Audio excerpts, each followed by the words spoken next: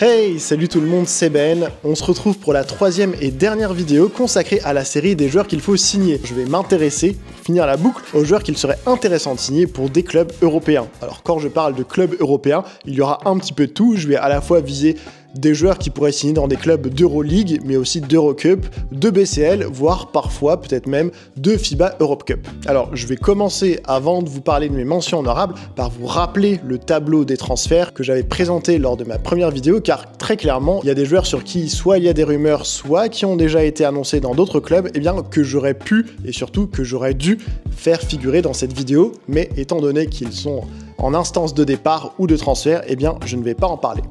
Regardons donc les mouvements qui ont été effectués et officialisés pour certains depuis quelques semaines. Très clairement, j'aurais adoré voir Ilias Kamardine disputer une Coupe d'Europe. Il l'a fait cette saison avec la JDA Dijon. J'aurais aimé le voir jouer une Coupe d'Europe d'un rang supérieur à la FIBA Europe Cup, pourquoi pas l'Eurocup, voire la BCL. Il en va de même pour Brice Dessert, effectivement, qui est ciblé par certains programmes NCAA. J'aurais adoré le voir disputer une Coupe d'Europe. On sait qu'il y a des rumeurs de départ de Nil Sako à Barcelone, de Bastien Vautier qui pourrait partir de Cholet.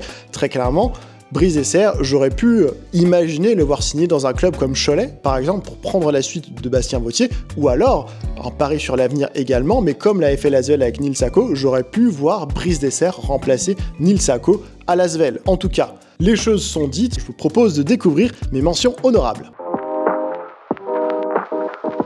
Alors ma première mention honorable, et ça va peut-être en étonner certains, c'est Johan Bégarin. Pourquoi Johan Bégarin, me direz-vous, étant donné qu'il évolue à Monaco, qui dispute l'Euroleague, mais il suffit de regarder le temps de jeu de Johan Bégarin en Euroleague pour voir, tout simplement qu'il n'y a quasiment pas joué.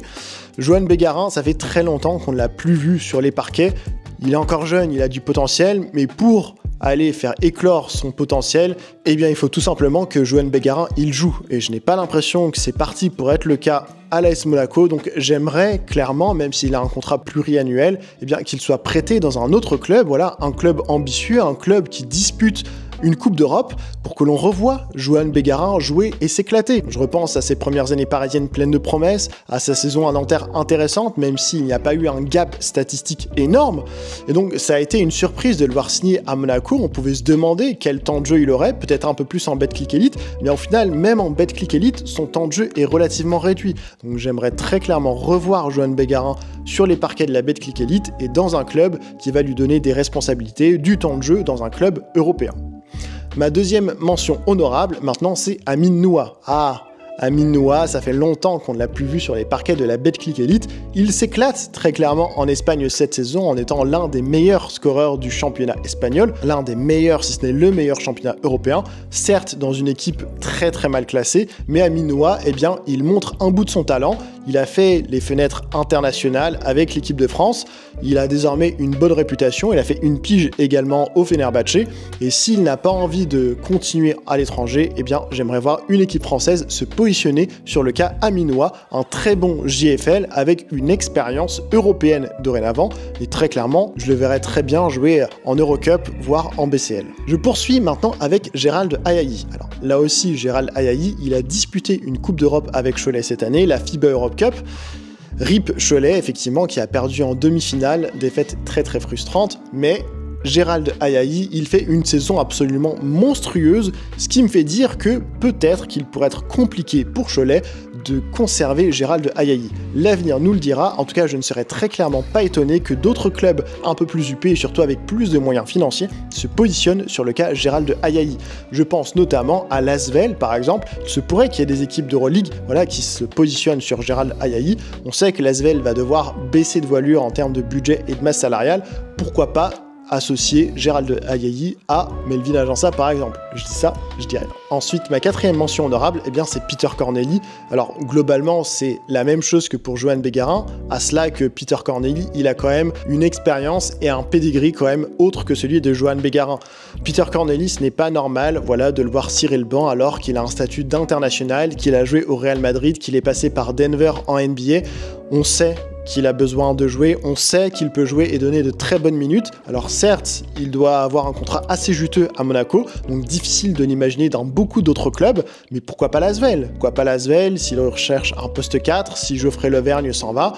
Voilà, Peter Corneli, il a un peu joué en Euroleague, il a cette expérience-là, pourquoi ne pas le voir signer dans un autre club, Paris ou l'Asvel? Voilà, je pense que ce sont les deux seuls autres clubs qui pourraient avoir les moyens de s'offrir les services de Peter Corneli. Enfin, ma dernière mention honorable, eh bien, elle concerne Mathis Dossou-Yovo qui termine cette saison à Paris Basket après avoir quitté Oldenburg en Allemagne avec qui ça s'est plutôt mal terminé. Mathis Dossou-Yovo, voilà, je ne sais pas s'il sera conservé par le Paris Basketball la saison prochaine. En tout cas, ce que je sais, c'est qu'il a eu très peu de temps de jeu en Euroleague cette année. J'aimerais qu'il ait beaucoup plus de temps de jeu. Il a montré avec Saint-Quentin que c'était un très fort joueur de Betclic Elite. Peut-être pourrait-on envisager un prêt, voilà, si le Paris Basketball ne souhaite pas le conserver ou alors ne veut pas lui donner beaucoup de responsabilités et le temps de jeu. On sait qu'il va y avoir beaucoup de mouvements cet été du côté du Paris Basketball. Est-ce que Mathis Dossou-Yovo en fera les frais? Je ne sais pas. En tout cas, il a tout à fait le profil d'un joueur qui pourrait signer dans un club européen. Allez, je vais démarrer ma shortlist avec Clément Frisch. Alors Clément Frisch, j'en ai déjà pas mal parlé lors de mes récaps, voilà, mes émissions habituelles où je débriefe ce qu'il s'est passé sur les parquets de la Betclic Elite journée après journée. Clément Frisch, très clairement, il est nommé comme étant l'une des meilleures progressions de l'année. Voilà, il y a eu une explosion Clément Frisch cette saison, ça va être, je pense, difficile de le conserver pour le SLUC Nancy. J'ai envie de le voir dans un club européen l'année prochaine. Voilà, au vu de sa progression, je pense que la prochaine étape pour lui, ça va être de se confronter au niveau européen, pourquoi pas dans un club qui dispute la BCL ou l'Eurocup.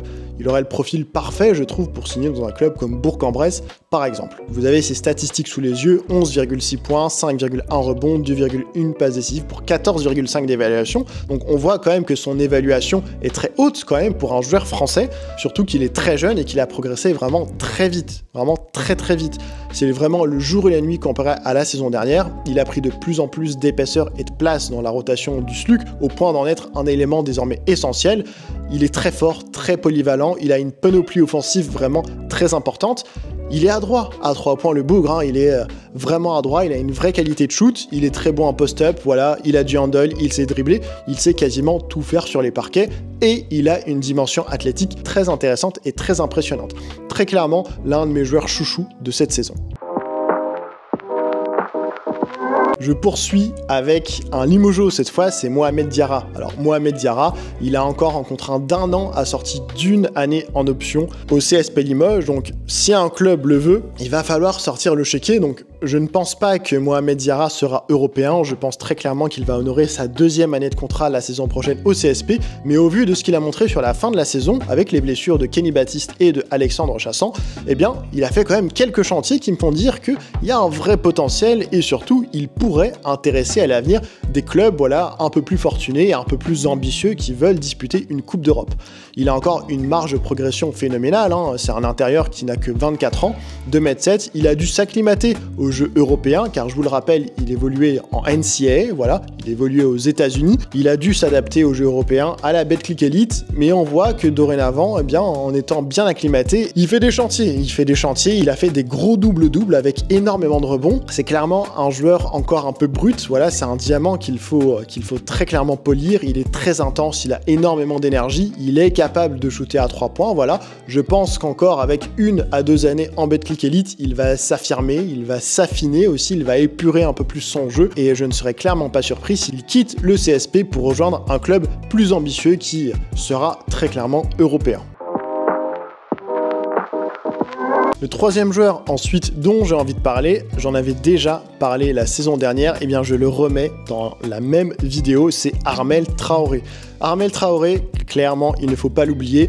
Je vous le rappelle, la saison dernière, eh bien, il évoluait du côté de l'ADA Blois, il avait été fantastique. Eh bien, Armel Traoré, il a été drafté et il a passé un bon bout de temps de la saison aux États-Unis puisqu'il appartenait aux Lakers. Alors, il n'a pas beaucoup foulé les parquets de la NBA, il a disputé quelques matchs en G-League, d'ailleurs vous avez les statistiques sous les yeux. En G-League, il valait 14,6 points, 9 rebonds et 1,5 passes décisives, le tout pour 17,8 d'évaluation.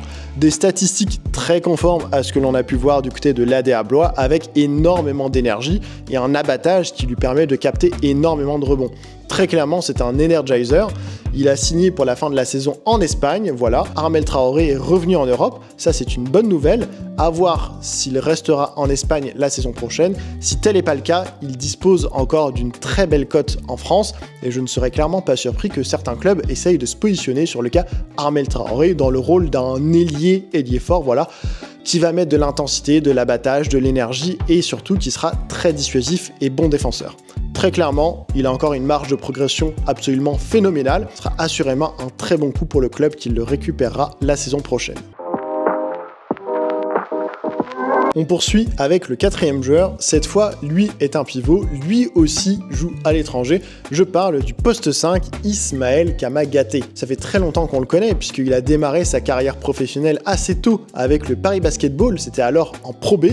Il a grimpé les échelons avec le Paris Basketball. Il a goûté à la Betclic Elite avec le Paris Basketball où il avait été, ma foi, très impressionnant. Il avait fait admirer ses qualités de défenseur, de contreur en étant très dissuasif. Ça a fait de beaux duos, de beaux duels avec Victor Wembanyama notamment. Et bien Ismaël Kamagaté, maintenant ça fait 2 saisons qu'il évolue du côté de l'Italie. Il avait été recruté par Milan, voilà, qu'il a très peu fait jouer notamment en Euroleague. Il avait été prêté l'année dernière du côté de Tortone. Il a été reprêté à Tortone pour cette saison. Et Ismaël Kamagaté à Tortone, eh bien il a disputé la BCL, la FIBA Champions League, où d'ailleurs il a été élu dans le meilleur 5 de la compétition.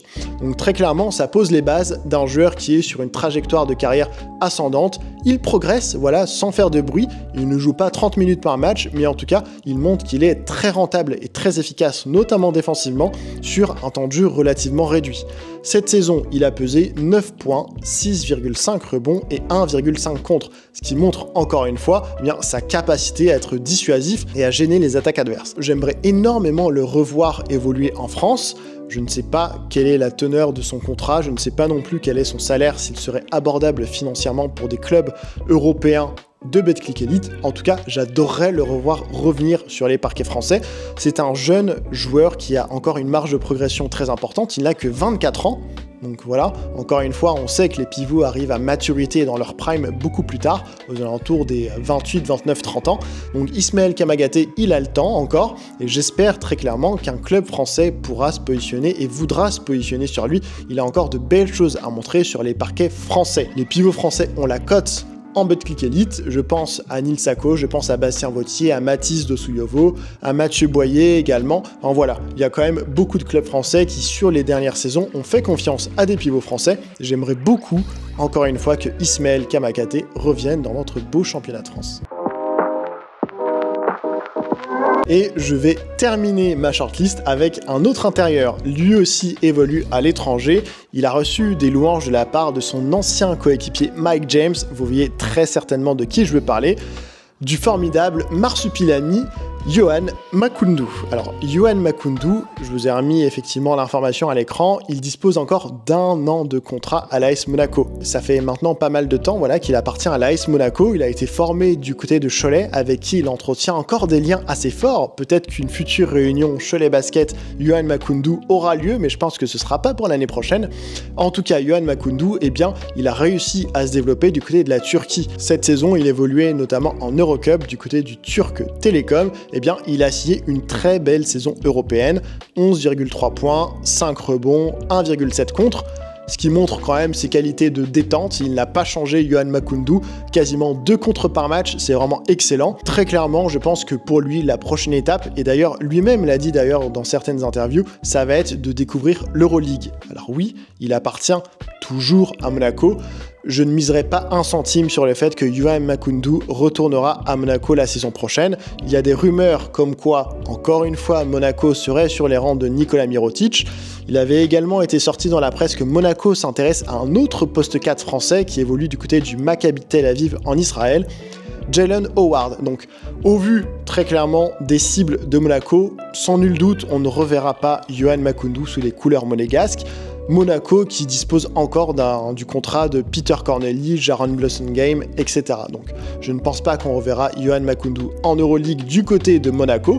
Pourquoi pas aller séduire une autre équipe française, l'Asvel, qui, encore une fois, je le répète, va baisser de voilure, ça pourrait être une piste intéressante, ou Paris Basket, où il va y avoir énormément de mouvements. On sait déjà que Michael Yantonen, sur le poste 4, part du côté de Fenerbahçe, que la raquette était aussi un point un peu faible de Paris Basketball. Il va y avoir besoin de recrues JFL, voilà.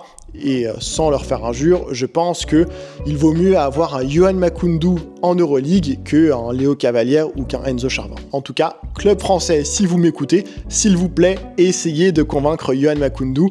Ça nous fera de très beaux highlights et puis surtout, c'est un formidable joueur de basket. On en a besoin dans notre championnat de France. Voilà, on arrive à la fin de cette vidéo. N'hésitez pas à me dire en commentaire ce que vous pensez de ma shortlist et des choix que j'ai faits. Est-ce que, selon vous, ces types de joueurs pourraient revenir pour la majorité qui évolue à l'étranger en Betclic Elite? En tout cas, moi, j'adorerais les revoir fouler les parquets français. Et n'hésitez pas à me dire, pour vous, quels seraient les joueurs français qu'il serait intéressant de signer pour les futurs clubs européens, que l'on soit sur des clubs d'Euroleague comme Paris, Monaco et Lasvel, ou sur des clubs qui vont disputer l'Eurocup ou encore la BCL. Voilà, n'hésitez pas à me dire tout ça en commentaire, j'attends vraiment une réaction de votre part. Et sur ce, je vous dis à très bientôt pour de prochaines vidéos. Bye bye!